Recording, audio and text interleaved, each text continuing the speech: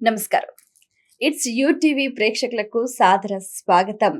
జ్యోతిష శాస్త్రానికి సంబంధించి ఎన్నో అంశాలు మానవ జీవితానికి సంబంధించి ముడిపడి ఉంటాయి. అయితే కొన్ని సందర్భాలకు తగ్గట్టుగా మనం ఏ విధంగా పరిహార మార్గాలు పాటించాలి, ఎలా నడుచుకోవాలి, ఏ గ్రహం ఎటువంటి ప్రభావం చూపిస్తుంది, ఏ సందర్భానికి తగ్గట్టుగా మనం ఎలా ఉండాలి, ఇలాంటి ఎన్నో అంశాల గురించి వివరంగా మనందరికీ తెలియజేయడానికి మనతో పాటు ఉన్నారు. ఎన్నో దశాబ్దాలుగా వారికి తెలిసిన విజ్ఞానాన్ని ప్రతి ఒక్కరికి అందించే క్రమంలో విశేషంగా కృషి చేస్తున్నారు. దేశ విదేశాలలో ఉన్న ప్రతి ఒక్కరికి కూడా తన వంతుగా తగిన సలహాలు, సూచనలు అందిస్తూ మరెంతో మందికి కూడా ఆదర్శంగా ఉన్నారు. ప్రముఖ జ్యోతిష వాస్తుశాస్త్ర నిపుణులు, మీ అందరికీ బాగా సుపరిచితులైన బ్రహ్మశ్రీ నానాజీ పట్నాయక్ గారు. వారితో మాట్లాడి మరిన్ని విషయాలు వారి మాటలు తెలుసుకుందాం. ఈనాటి కార్యక్రమం ప్రారంభిద్దాం. నమస్కారం గురుగారు. శ్రీమాత్రే నమః. గురుగారు, ఇప్పుడు పితృదోషం అని అంటూ ఉంటారు కదా, ఈ పితృదోషం ఎలా ఉంటుంది, ఎలాంటి ప్రభావాన్ని చూపిస్తుంది అంటారు? పితృదోషాలంటే ఇక్కడ ఫస్ట్ మన యాన్సిస్టర్స్ మనకి బ్లెస్సింగ్స్ ఇవ్వట్లేదని అర్థం. అక్కడ ఈ పితృదోషాలు మన యాన్సిస్టర్స్ వాళ్ళకి చేయకపోవడం వల్ల వచ్చేవి. పర్సనల్ చార్ట్లో 5 and 9th లార్డ్ లేకపోతే సన్ పాడవడం, రాహు ద్వారా సన్ కలిసి ఉండడం, 5th లార్డ్ కంప్లీట్గా స్పాయిల్ అవ్వడం, సింహరాశి పూర్తిగా స్పాయిల్ అవ్వడం వల్ల వస్తుంది ఇది.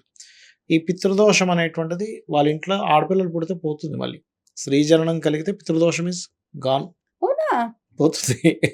ఈ విషయం చాలా మందికి తెలియదు, పోతుంది. రెండవది ఏంటంటే పితృదోషం ఉన్నప్పుడు మీరు పితృకర్మలు చేసి దాన్ని నలిఫై చేసుకోవాలంటే ఏంటి, మళ్ళీ మీ యాన్స్టర్స్కి స్వయంపాకం ఇవ్వడం, వాళ్ళ తిథులు తెలుసుకొని వాళ్ళకి చేయడం, ఇవే చేయాలి. లేదా పక్షులకి వాటర్ పెట్టడం, మన చలివేంద్రాలు నడపడం, అనాథ శవాలకి మీరు ఏదైనా చేయగలిగితే చేయగలగడం, ఇవన్నీ పితృదోష నివారణ. సూర్య నమస్కారాలు కూడా పితృదోష నివారణ జరుగుతుంది. చాలా మందికి కూడా కుజదోషం ఉంది అని చెప్తూ ఉంటారు. అవును, ఈ కుజదోషం ఉన్న వాళ్ళు బింబెలెత్తిపోతూ ఉంటారు. ఎగ్జాక్ట్లీ. ఎట్లా ఎలా అని ఏం చేయాలంటారు? కుజదోషం అంటే ఎంతసేపు మన పాయింట్ ఆఫ్ వ్యూ ఏంటంటే పెళ్ళవ్వదు అని. కానీ అది అట్లా కాదు. మీకు 12 భావాల్లో ఉండే కుజుడు రకరకాలుగా యాక్ట్ చేస్తాడు. గురువర్గ లగ్నానికి కుజుడు శుభుడు, శనివర్గ లగ్నానికి పాపని చెప్తాము. ఆ శనివర్గ లగ్నానికి కూడా ఒకసారి కుజదోషం ఉన్న నలిఫై అవుతుంది. అది నలిఫై అయిందో లేదో అనే పాయింట్ తీసుకోవాలి, పాయింట్ నెంబర్ 1. రెండోది, అసలు కుజుడు యొక్క దోషం ఏ భావం మీద పడింది, లగ్నం మీద పడింది కుజదోషం, మనిషి అగ్రెసివ్గా ఉంటాడు. అంతేగాని సప్తమం మీద చూపించాలని రూల్ ఏం లేదు. 2nd హౌస్ మీద పడింది, కుటుంబంతో కోట్లాట వస్తుంటుంది. శుభుడైతే భూమి మూలంగా డబ్బులు వస్తాయి. 3వ స్థానంలో ఉంది, మంచిది, పరాక్రమం ఉంటుంది అబ్బాయికి. కాకపోతే 3వ స్థానంలో పాడైతే అన్నదమ్ములతో గొడవలు వస్తాయి. 4th హౌస్లో ఉంటే ఎడ్యుకేషన్ మీద ఎఫెక్ట్, తల్లితో గొడవలు పడడం, లేకపోతే భూమి వల్ల వివాదాలు వస్తూ ఉంటాయి. 5th హౌస్లో పాడైతే సంతానంతో గొడవలు వస్తూ ఉంటాయి. 6th హౌస్లో కనుక కుజుడు ఉన్నాడు అంటే శత్రువు నిలబడలేడు ఆ వ్యక్తి ముందు. శత్రువు అయ్యాడు అంటే అయిపోయింది వాడి పని. 6th హౌస్లో కుజుడు ఉంటే. 7th హౌస్ కుజుడు ఉంటేనే మీకు వివాహం మీద ఎఫెక్ట్ ఇస్తుంది, అన్ని ప్లేసెస్లో కాదు. 8th హౌస్ కుజుడు ఎఫెక్ట్ అయితే యాక్సిడెంట్స్ అవుతాయి, లేదా సర్జరీస్ అవుతుంటాయి. 9th హౌస్ కుజుడు అయితే కనుక అప్పుడు తండ్రితో వివాదాలు, లేదా హైయర్ ఎడ్యుకేషన్లో డిస్టర్బెన్స్ వస్తుంది. 10వ స్థానంలో కుజుడు బాగుంటేనేమో లీడర్ అవుతాడు, బాగోపోతేనేమో ఎప్పుడు గొడవ అవుతూ ఉంటుంది వాళ్ళ జాబ్లో. 11th హౌస్ మార్స్ అనేటువంటిది అన్ని రకాల భూ సంబంధించిన లాభాలు ఇస్తుంది. అదే 11th హౌస్లో పాడై 11th హౌస్లో ఉన్నాడు కుజుడు, అప్పుడు భూమి మూలంగా రావాల్సిన లాభం ఆగిపోతూ ఉంటుంది. 12వ స్థానంలో కుజుడు ఉంటే ఆఫ్టర్ మ్యారేజ్ తర్వాత ఎఫెక్ట్ చూపిస్తూ ఉంటుంది. ఇట్లా రకరకాల భావాలను బట్టి, రకరకాల లగ్నాలను బట్టి, అది ఉండే నక్షత్రాన్ని బట్టి, అది ఉండే కాంబినేషన్స్ని బట్టి మారిపోతూ ఉంటుంది. అయితే ఇప్పుడు ఈ కుజదోషం ఉన్న వాళ్ళు ఎటువంటి పరిహారాలు చేసుకోవాలి? కుజదోషం ఉన్నటువంటి వారు ఒకటే, సుబ్రహ్మణ్యేశ్వర స్వామి ఆరాధన, పాయింట్ నెంబర్ 1. రెండవది, ఈ కుజదోష జాతకులు కందులు దానంగా ఇవ్వడం, గోవులు క్యారెట్స్, బీట్రూట్స్ తినిపించడం, అండ్ రక్తదానం ఎక్కువగా చేస్తుండాలి. రక్తం బాగుంటుంది. మరి అసలు రక్తమే లేదంటే వాడు చేయాల్సిన పని లేదు. ఓకే, అది అట్లా. రక్తదానం మంచి, బ్లడ్ బాగుంది, మనిషి పుష్టిగా ఉన్నాడు, రక్తదానం చేస్తే కూడా కుజదోషం. అంటే నీ బ్లడ్ వల్ల ఇంకో లైఫ్ బాగుపడుతుంది కదా. అది కూడా వన్ ఆఫ్ ది, అంటే మనకి మానవ సేవే మాధవ సేవ అంటారు కదా, అలా నువ్వు చేసే మానవ సేవ వల్ల ఆ దేవుడు సంతోషించి నీకు ఆ దోషాన్ని తీసేస్తాడు. గురుగారు, ఇప్పుడు ఎర్రటి పళ్ళు, ఎర్రటి వస్త్రాలు, ఎర్రటి పెన్నులు, ఇలా మంగళవారాలు ఎర్రటివి దానం చేయాలని అంటారు, కందులు గాని, అలా ఎంతకాలం చేయాలంటారు? వాళ్ళకి రిలీఫ్ వచ్చే వరకు చేయాలి. ఫస్ట్ అయితే 7 weeks చేయమని చెప్తాను, 7 or 9 weeks చేయమని చెప్తుంటాను నేను. So okay. గురుగారు ఇంకొకటి మనిషిని బాగా పట్టి పీడించేది ఏంటంటే శని. ఈ శని దోషం అసలు ఎలా నిర్ధారిస్తారు? మీరు ఆస్ట్రాలజీ చదువుకున్నారు కదా, మేము ఇంకో క్వశ్చన్ వేస్తా. శని ఏ లార్డ్స్ యాక్చువల్గా న్యాచురల్ మ్యాషన్ నుంచి? మనకు 10-11. 10-11లో భావాల్లో ఎక్కడైనా మనిషిని పీడించేది 10-11 అంటారా అసలు? పీడించేవి ఏమని చెప్తాం మనం కామన్? Third lord, 6th, 6, 12, 8, 12, 6, 8, 12. 3, 6, 8, 12 అంటాం. మరి 10-11 ఆధిపత్యం, న్యాచురల్ 10-11 ఆధిపత్యం ఉన్న శని ఎందుకు పీడిస్తాడు? అతని దృష్టి.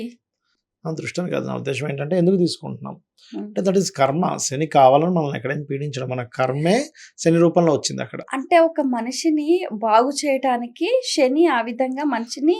శని 10th లార్డ్ అంటే మీకు ఫస్ట్ కర్మకారక అండ్ ప్రొఫెషన్ కారక. 11th లార్డ్ ఈజ్ లాభాలు ఇవ్వాలి. మనం ఏంటంటే ఎంతసేపు నెగిటివ్ కోణంలో చూడడం వల్ల అమ్మో శని పీడిస్తున్నాడు, శని పీడిస్తున్నాడు, శని పీడిస్తున్నాడు. కానీ అతను మంచి చేస్తున్నాడు, మంచి కూడా చేస్తాడు. యాక్చువల్గా రెండు ఉంటాయి. అంటే మన కర్మను అందించే పార్ట్ అన్ని తీసుకుంటాడు ఆయన. మంచి చేస్తాడు, చెడు చేస్తాడు. కానీ చెడు చాలా మంచోడు అంటారు కదా గురుగారు. మంచోడు అంటే కర్మకారకుడు అండి. ఆయన పని కట్టుకొని మనకేం బ్యాడ్ చేయట్లేదు. ఆయన కర్మ ఆయన చేస్తున్నాడు, మనం దాన్ని బ్యాడ్గా తీసుకుంటున్నాం. అంటే ఎలాంటి ఒక లోన్ కట్టాలి, ఒక పోస్ట్ మ్యాన్ వచ్చి మనకు లోన్ పేపర్ ఇచ్చాడు, మనం పోస్ట్ మ్యాన్నో లేకపోతే ఇచ్చిన వ్యక్తినో అంటే అట్లా మన కింద ఉండే కుర్రాడు పైకి తీసుకొచ్చి ఇచ్చాడు. అంకుల్ మీకు ఏదో పోస్ట్ వచ్చింది, అందులో వస్తే లోన్ ఉంది, ఈ దుర్మార్గుడు నాకు తీసుకొచ్చి ఇది ఇస్తాడు అంటే అట్లా ఆ పిల్లాడి మీద కోపపడుతున్నాం మనం ఇప్పుడు. రైట్ అంతే. తీసుకొచ్చి వాళ్ళ మీద కోపడుతున్నాం. మనం చేసిన కర్మ, మనం తీసుకున్న లోన్ కట్టాలి కదా అని మన విచక్షణ కోల్పోతున్నాం. అది ఈ శని దోషం ఉన్న వాళ్ళకి కూడా చాలా మందికి ఇట్లా ఆయిల్ పుల్లింగ్ చేయడం కానీ, వాకింగ్ చేయడం కానీ ఇలాంటివి చేస్తే బెటర్ గా అని అంటారు. అది ఏ విధంగా? నన్ను అడిగితే ఆయిల్ పుల్లింగ్స్, వాకింగ్స్ ఇవన్నీ కొంతవరకు తోడ్పడతాయి. బట్ ధర్మంగా ఉండడమే ధర్మకర్మాది యోగా ఏర్పడుతుంది. ఇప్పుడు మీరు ధర్మంగా ఉన్నారు, శని ఈజ్ కర్మ. ధర్మకర్మాది యోగా అని ఒకటి ఉంటుంది ఆస్ట్రాలజీ. That is good. అంటే మీరు ఒక యోగాన్ని క్రియేట్ చేయగలగాలి దీంతో, అప్పుడు ఈ కర్మ కనెక్టివిటీ ఇవ్వగలగాలి, దాని ఆటోమేటిక్లీ మంచి ఫలితాలు వస్తాయి. శని దోషం ఉంది ఇప్పుడు జాతకంలో, ఏలినాటి శని ఉంది, అర్ధాష్టమ శని ఉంది. సో అలాంటి వాళ్ళు ఎటువంటి పరిహారాలు చేసుకోవాలంటారు? శని దోషం ఉంది అంటే ఒకటేనండి. ఇక్కడ ఫస్ట్ ఆఫ్ ఆల్ నేను ఏం చెప్తానంటే, ఫస్ట్ మీరు శనిని నిందించడం ఆపండి. అంటే అతను ఏ తప్పు చేయకుండా మనం అతను నిందిస్తున్నాం, ఇట్స్ చాలా పెద్ద తప్పది. ఫస్ట్ ఓకే, నా కర్మని ఇచ్చే కారకుడు, నా కర్మ ఇలా ఉంది. శని వేరు, మీరు వేరు కాదు, మీరు చేసే కర్మే శని. అది కరెక్ట్. మీరు చేసే కర్మే శని, వేరేం కాదు. రెండవది ఏంటంటే, మీరు ఎప్పుడు కూడా ఎక్కువ బద్దకించడం, నిద్రపోవడం, పోస్ట్పోన్ చేయడం చేయకూడదు. దట్ ఈస్ ఆల్సో శని. మనం అలా పోస్ట్పోన్ చేస్తూ మనం ఒక శనిని క్రియేట్ చేసుకుంటున్నాం. మూడోది స్టేటస్ సెట్ చేసుకోవాలంటారు. ఎగ్జాక్ట్లీ. ఏజ్డ్ పర్సన్స్ని, మీ కింద పనిచేసే వాళ్ళని హ్యాపీ చేయండి, ఆటోమేటిక్గా శని బాగుంటుంది. నువ్వులు పంచి పెట్టడం, నువ్వులు దానాలు ఇవ్వడం, బెల్లం గోవు పెట్టడం, అట్లా చేయండి. It's good. చాలా సంతోషం అండి, మీ అమూల్యమైన సమయాన్ని కేటాయించి ఎన్నో విషయాలు వివరంగా మాకు తెలియజేసినందుకు ధన్యవాదాలు. శ్రీమాత్రే నమః. వీక్షించారు కదండి, ఇది ఇవాళ మన కార్యక్రమం. మరో కార్యక్రమంలో మళ్ళీ కలుసుకుందాం. అంతవరకు సెలవు, నమస్కారం.